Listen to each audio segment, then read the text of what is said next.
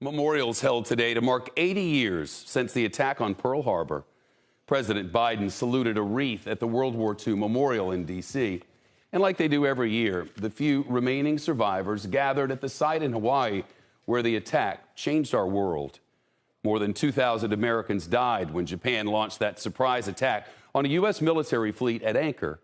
The next day, President Roosevelt asked Congress for a declaration of war against Japan.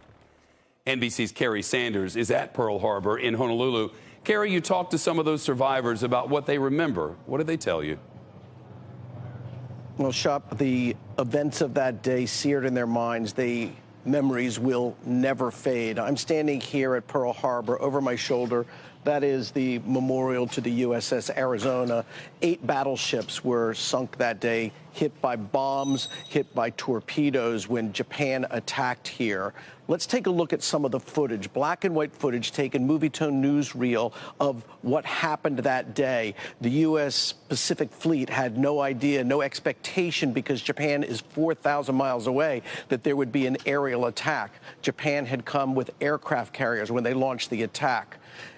There are those, the vets that we met, who say that as they look at this footage, as they stand here and look out on Pearl Harbor, it comes back as if it was yesterday.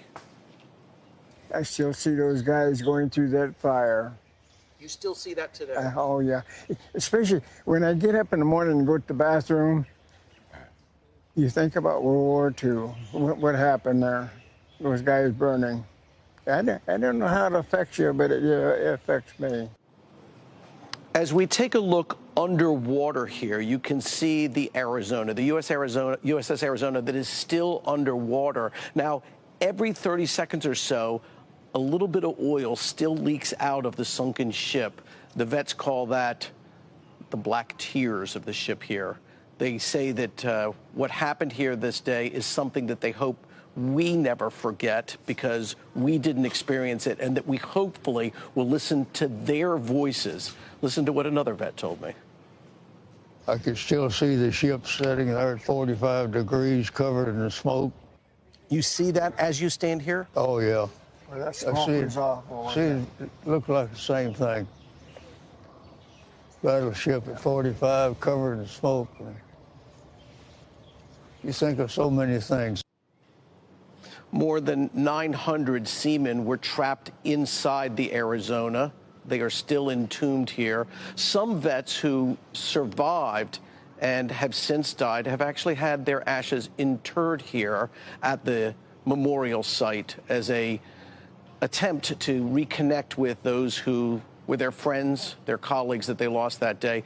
80 years later, it's likely, many told me, that this will be the last time that survivors who are still alive are able to come here to pay their respects. Shep? Kerry Sanders, thanks so much, live from Pearl Harbor.